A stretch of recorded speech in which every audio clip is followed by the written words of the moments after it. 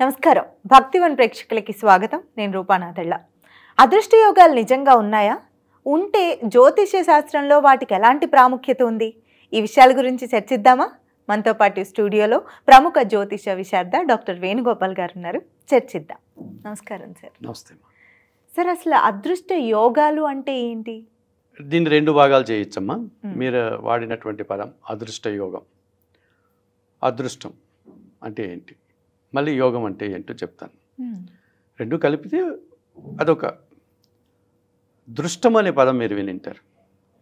దృష్టాంతము అంటే కంటితో చూసినటువంటి ఒక వాస్తవమైనటువంటి సాక్షిభూతంగా. అలాగే దృష్టి చూపు కదా. అంటే దృష్టం అంటే మనం చూసింది. మీరు చిన్నప్పుడు మనం చదువుకున్నప్పుడు న్యాయం అన్యాయం, సత్యం అసత్యం అంటే మొదటి పదం నిజమైతే దానికి వ్యతిరేకం. సో ఇప్పుడు అదృష్టం అంటే దురదృష్టం. చూడలేదు మనం చూడనటువంటిది. అంటే వీళ్ళు ఏం చెప్తున్నారంటే, మనకు ఒకటి ఏదో వస్తుంది, మీరు ఒక పని చేస్తున్నారు, ఆ పని తాలూకు మీ ఉద్యోగం తాలూకును లేకపోతే మీరు చేసే ఆ పని తాలూకు ఆదాయం మనం ఊహిస్తాం. అది కంటికి కనబడేది. మనం చేసే పని నుంచి వచ్చే ఫలితం కాకుండా అనుకోకుండా ఏదో ఫలితం వస్తుంది, అది అదృష్టం. ఓకే. ఇప్పుడు ఒక వ్యవసాయదారుడు ఉన్నాడు, ఆయన ఏదో పంట పండిస్తాడు, వరి పండిస్తుంటే ఆ వరి ధాన్యమే కదా వస్తుంది, అది కంటికి కనబడేది. అది కాకుండా ఇంకేదో ఆయనకి ఆదాయం వచ్చింది అనుకోండి. ఇప్పుడు అదే పొలంలో ఆయనకి ఏదో పెద్ద బంగారు లంకి బిందెలు తగిలింది అనుకోండి, అది ఆయన ఊహించలేదు కదా, అదృష్టం. అది అదృష్టం. అయితే ఈ అదృష్టాలు కష్టపడితే వచ్చేటువంటిది కాదు, అనూహ్యంగా యాదృచ్ఛికంగా మనకు వచ్చేటువంటి వాటిని అదృష్టము అన్న పదం మనం వాడుతూ ఉంటాం. ఇక యోగం అనే పదానికి అర్థం ఏంటంటే, రెండు గ్రహాలు కలయిక కానీ రెండు వస్తువుల కలయిక కానీ దాన్ని యోగం అంటాం.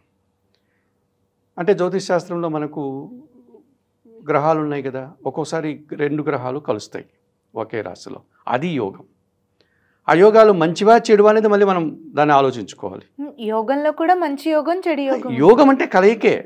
మీరు యోగం అంటే అదేదో లబ్ధి అనుకుంటున్నారు, కాదు. యోగం అంటే కలయిక, రెండు వస్తువులు, రెండు గ్రహాలు, రెండు వ్యక్తుల యొక్క కలయికని యోగం అంటాం. యోగం, సంయోగం, ఈ పదానికి అర్థం ఏంటంటే కలయికనే అర్థం.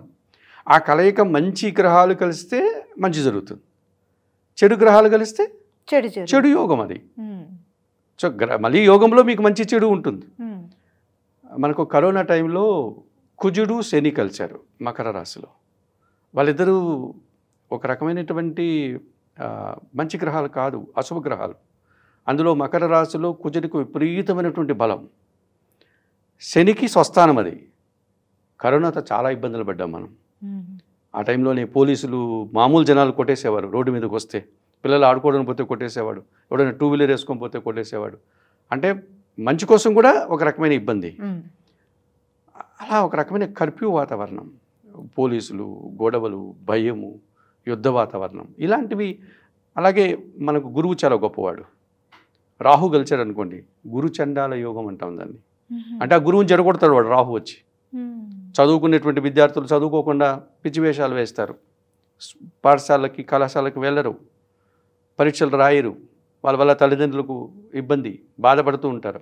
ఇలాగా కొన్ని మంచి గ్రహము చెడు గ్రహము లేకపోతే రెండు చెడు గ్రహాలు ఇవి కలిసినప్పుడు చెడు యోగాలు ఉంటుంది. అలాగే జ్యోతిష్ శాస్త్రంలో గురువు చంద్రుడు కలిశారనుకోండి, హంసయోగం, మంచి జరుగుతుంది. అలాగే కుజుడు చంద్రుడు కలిశారనుకోండి, చంద్రమంగళ యోగం, అది మంచి జరుగుతుంది. కుజుడి యొక్క తీవ్రతను తగ్గించేస్తాడు చంద్రుడు, సో అందువల్ల మంచి జరుగుతుంది, మనకు ప్రశాంతపరిచేస్తాడు. అలాగే రవి బుధుడు కలిశారనుకోండి, దాన్ని బుధాదిత్య యోగం అంటాం. ఇలా జ్యోతిష్ శాస్త్రంలో యోగాలు చాలా ఉన్నాయి, కలయికలు. ఇక్కడ అదృష్ట యోగం రెండు కలిపారు. ఒక అయాచితంగా ఏదో ఆదాయం రావాలి, అటువంటి యోగాలు ఏమైనా ఉన్నాయా? ఉన్నాయి. కాకపోతే అవి ఏ రూపంలో వస్తాయి అన్నదాన్ని కూడా మనం ఆలోచించుకోవాలి కదా. ఇప్పుడు చాలామంది ఏం చెప్తుంటారు, నాకు శుక్రమహాదశ వచ్చేస్తుంది అంటేనండి, ఎవరో చెప్పారు, నాకు అదృష్ట యోగాలు ఏమైనా ఉన్నాయా అంటే, శుక్రమహాదశ వచ్చేస్తే అదృష్ట యోగం వచ్చేస్తుందా?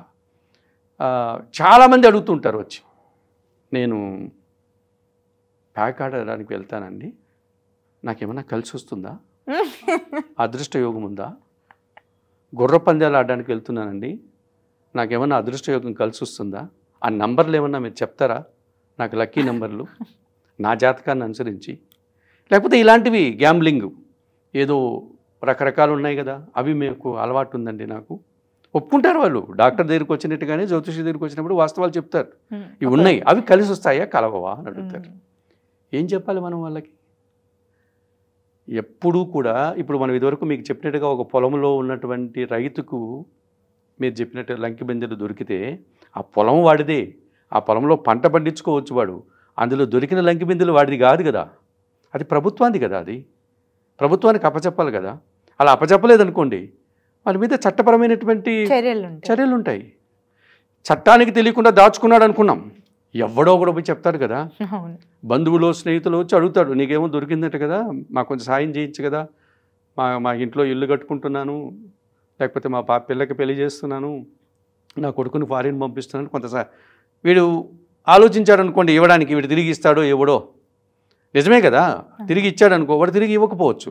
నీకేం నువ్వు కష్టపడి సంపాదించావా, ఊరికే దొరికిందే కదా నీకు, మా వాడికి కాస్త సహాయం చేసావు, ఇస్తానులే ఉన్నప్పుడు ఇస్తానులే అనొచ్చు కదా వాడు. సో అటువంటి పరిస్థితుల్లో వీడు ఏం చేస్తాడు, ఇవ్వకుండా తప్పించుకోవడానికి ప్రయత్నం చేస్తాడు. వాడేం చేస్తాడు, పోలీసులకు రిపోర్ట్ చేస్తాడు, వాడికి ఏదో దొరికిందంటే చూసుకోండి అంటాడు. అంటే అయాచితంగా ఏదైనా వస్తే కష్టాలు ఇబ్బందులు తప్పవు. మనం చిన్నప్పుడు ఈ పాములు నిచ్చెనలు ఒక ఆట ఆడేవాళ్ళం. మీరు ఇంగ్లీష్లో ఏదో చెప్తారు దాన్ని, సడన్గా వాడు ఒక నిచ్చెన దగ్గరకు వచ్చి ఆ పాయింట్ 99కు వెళ్ళిపోతాడు. అబ్బాయా సడన్గా మొత్తం ఆడలేదు వాడు ఆటని, 100 గళ్ళు దాటుకుని రాలేదు వాడు, కష్టపడి సడన్గా వెళ్ళిపోయాడు, షార్ట్ కట్ మెథడ్లో వెళ్ళిపోయాడు. ఆ నిచ్చెన దొరికింది, వెంటనే 2 పడ్డది. ఆ 94 నుంచి 96లో ఆడ పెద్ద స్నేక్ ఉంటుంది, శాంతం కిందకి వచ్చేస్తాడు. ఈ రకంగా షార్ట్ కట్ మెథడ్స్లో ఇటువంటి ఈ తప్పుడు విధానాల ద్వారా డబ్బు సంపాదిస్తే అలాగే మనిషి పడిపోతాడు, అలాగే కష్టాలు వస్తాయి, అలాగే పేదరికంలోకి వచ్చేస్తాడు. ఆ డబ్బు వల్ల విపరీతమైనటువంటి ఇబ్బందులు, అనారోగ్యాలు, జననిష్ఠూరము, చట్టాలు, ప్రభుత్వాలు, కోర్టులు, పోలీసులు, కేసులు, ఇవన్నీ ఇబ్బందులు వచ్చేటువంటి ప్రమాదం ఉంటుంది. మరి అయితే జ్యోతిష్య శాస్త్రంలో అదృష్ట యోగం గురించి ఏమైనా ఉందా, దాని వివరంగా చెప్తాను? ఉన్నాయి చెప్తాను మీకు, అది కూడా చెప్తాను మీకు. ఇంకొక ఎగ్జాంపుల్ చెప్తాను. తప్పకుండా. ఒక మంచి భార్యాభర్త ఉన్నారు, చిన్న పిల్లలు ఉన్నారు. ఆయన ఒక ప్రభుత్వ పోలీస్ అధికారో లేకపోతే మిలిటరీ ఆఫీసర్గా పనిచేస్తున్నాడు. సడన్గా ఏదో మనకు సరిహద్దుల్లో యుద్ధం జరిగింది, ఆ మిలిటరీ ఆఫీసర్ చనిపోయాడు. లేకపోతే ఈ పోలీస్ ఆఫీసర్ ఇక్కడ ఏదో పోలీస్ కాల్పుల్లో ఏ నక్సలైట్లో రౌడీలో కాల్చారో చనిపోయారు. ప్రభుత్వం అతనికి ఒక పెద్ద మొత్తంలో ధన సహాయం చేస్తుంది ఆ కుటుంబానికి. ఎందుకంటే ధర్మబద్ధంగా ఆయన పనిచేశాడు, న్యాయంగా పోరాటం చేశాడు సమాజం కోసం, దేశం కోసం. ఆయన ఈరోజు లేడు, ఆ కుటుంబము నిరాధారం అయిపోతుంది అన్న ఉద్దేశంతో ఒక పెద్ద అమౌంట్ కేంద్ర ప్రభుత్వము, రాష్ట్ర ప్రభుత్వము ఆ కుటుంబానికి సహాయం చేస్తుంది. అంతటి కాకుండా చిన్నపిల్లలు ఉన్నారు కదా, సో ఆ అమ్మాయి, అతని వైఫ్, అతని భార్య ఏమైనా చదువుకుంటే ఆమె చదువు కంటే కూడా కొంచెం పెద్ద ఉద్యోగం, అతని భర్త మీద ఉన్న గౌరవం కొద్దీ అమ్మాయికి ఉద్యోగం ఇస్తారు. ఇది అదృష్టం కదా. కానీ ఈ అదృష్టం ఎలా వచ్చింది? బాధ ద్వారా వచ్చింది. అది ఆ భర్త అనేటువంటిది ఎంత డబ్బు వచ్చినా లేకపోతే ఎంత ఉద్యోగం వచ్చినా అది ఆమె తిరిగి పొందగలదా? అంటే ఒక బాధతో కూడినటువంటిది. ఆ డబ్బును ఖర్చు పెట్టాలన్నా, ఆ ఉద్యోగంలో చేసి పిల్లల్ని జరుగుతూ ఉంటుంది, ఆ జరిగే విధానం. కానీ ఆ అమ్మాయి ఒక్కసారి తలుచుకుంటే బయటపడడం చాలా కష్టం. సో అదృష్టం అన్నటువంటిది అంత పెయిన్తో కూడి ఉంటుంది, అంత బాధతో కూడి ఉంటుంది. అది తెలియదవడం లేదు జనాలకి. జనాలు ఏమనుకుంటున్నారంటే కష్టపడకుండా దారిలో పోతే ఎవడో ఇచ్చేసేయాలి డబ్బులు, ఈజీ మనీ, వాడు ఎవడో అక్కడ పడేసిపోవాలి, లేకపోతే ఆడ ఏదో పోయి గ్యాంబ్లింగ్ ఆడాలి, అక్కడ సంపాదించేసేయాలి. లాటరీకి ఉంటారమ్మా, నాకు 1 కోటి రూపాయలు వచ్చేసింది అని ఆనందపడుతూ ఉంటాడు. దానికి ఇన్కమ్ ట్యాక్స్ ఉంటుంది, జిఎస్టీ ఉంటుంది, తర్వాత వీనికి లాటరీ వచ్చిందని ఊరంతా పబ్లిసిటీ వచ్చేస్తుంది మీడియాలో. అన్ని చుట్టుపక్కల వాళ్ళందరూ వాడిని వచ్చే డబ్బులు అడుగుతారు. వాడు ఇవ్వనని చెప్పలేడు, ఇస్తే డబ్బు తిరిగి రాదు, ఇంకా అదొకట బాధ వానికి. ఆ లాటరీని ఎన్ని కోట్ల మంది కొనింటే వీడి ఒకరికి అంత డబ్బు వచ్చింది. అది అందరి బాధ కదా, అందరి భాగస్వామ్యం కదా, అందరి కష్టం కదా. ఇలాంటివి ఏవి శ్రేయస్కరం కాదు. ఈ అదృష్టం వల్ల ఏదో లక్కీ ద్వారా మనకు వచ్చేసింది అని అనుకుంటుంటామే, ఇది నిజమైనటువంటి ఆదాయం కాదు, నిజమైనటువంటి సంతోషం కాదు, నిజమైనటువంటి యోగం కాదు. అది జనాలకి తెలియటం లేదు. జనాలు ఏం చేస్తున్నారంటే అంచెలంచెలుగా కష్టపడి ఎదగాలి, మనకు వచ్చేటువంటి కష్టాన్నే మనం దాని అంతవరకు వస్తే సంతోషం. ఒక్కోసారి మనం పడేటువంటి కష్టానికి తగిన ఫలితం కూడా రాదు.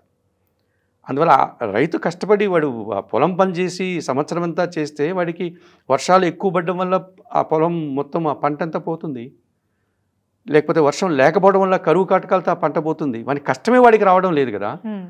అతనికే కాదు కదా, ఉద్యోగం చేసే వాళ్ళకి, వ్యాపారాలు చేసే వాళ్ళకి, వాళ్ళ కష్టమే వాళ్ళకి రావడం లేదు. మరి కష్టపడకుండా అయాచితంగా ఏదో వచ్చేయాలని కోరుకోవడంలో ఎంతవరకు న్యాయం ఉంది? ఇది న్యాయమైనటువంటి కోరిక కాదు. ఇది ఒక అత్యాశ, దురాశతో కూడినటువంటి కోరిక.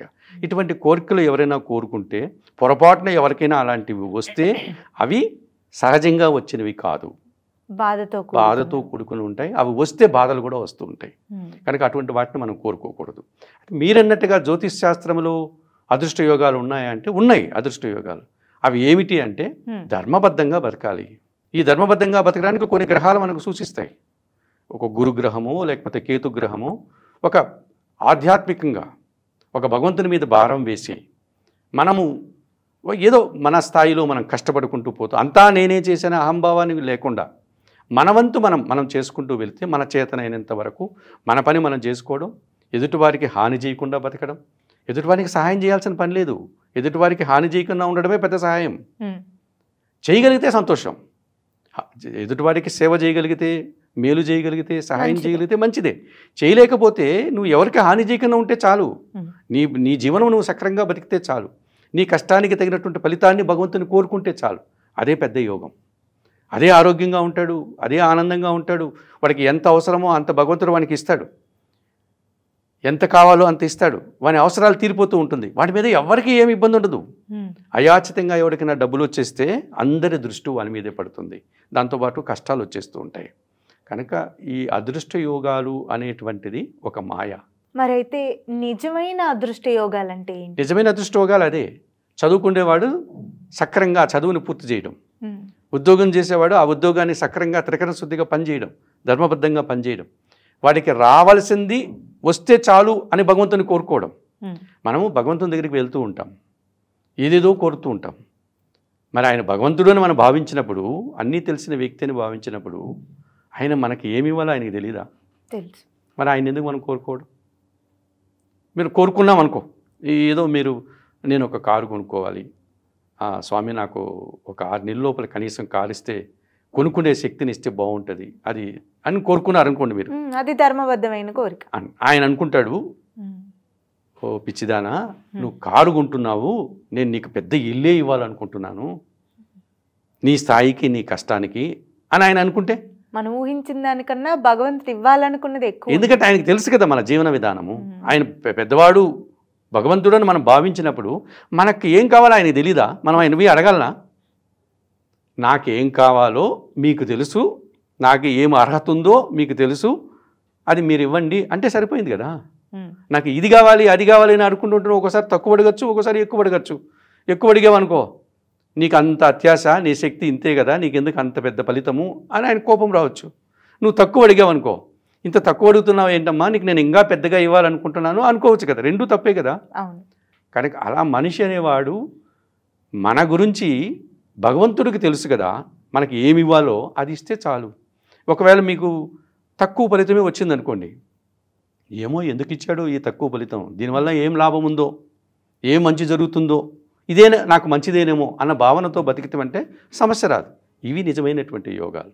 ధర్మబద్ధంగా బతకడం, మనకు ఎంత కష్టపడుతున్నామో అంత మాత్రమే ఆశించడం, ఒకవేళ అంతకంటే తక్కువ మనకు ఫలితం వచ్చినా భగవంతుడు ఇది ఎందుకు ఇచ్చాడో, దీనివల్ల ఏ మంచి జరగబోతుందో అని ఊహించుకోవడం, అన్ని ఫలితాన్ని భగవంతుని మీద మనం వేసేయడం, పనిని మాత్రమే త్రికరణ శుద్ధిగా చేసుకుంటూ వెళ్ళిపోవడం, ఇలా ఉంటే ఆరోగ్యంగా ఉంటాం. ఆరోగ్యానికి మించినటువంటి అదృష్ట యోగం లేదు.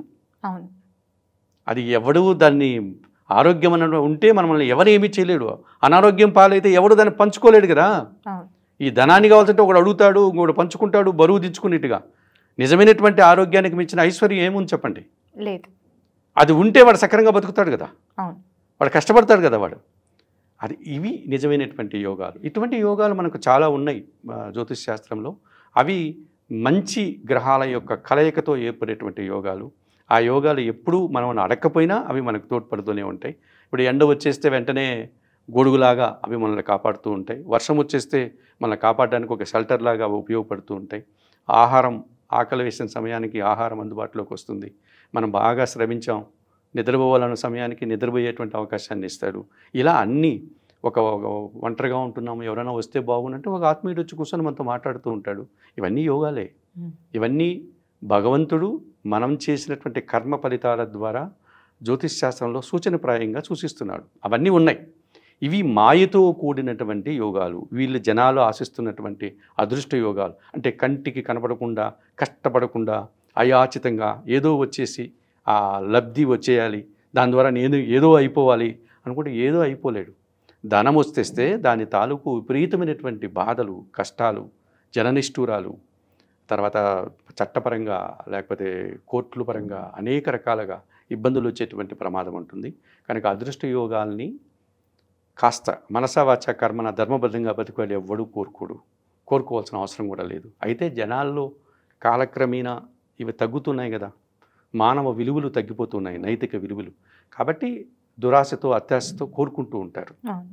చాలా చక్కగా చెప్పారు గురుగారు. చాలామందికి కళ్ళు తెరుచుకుంటే చైతన్యం వస్తుంది. ఈ విషయాల గురించి ఆలోచించే విధంగా ఉన్నాయి. చాలా ఓదార్పుగా ఉంది. నమస్కారం, ధన్యవాదాలు.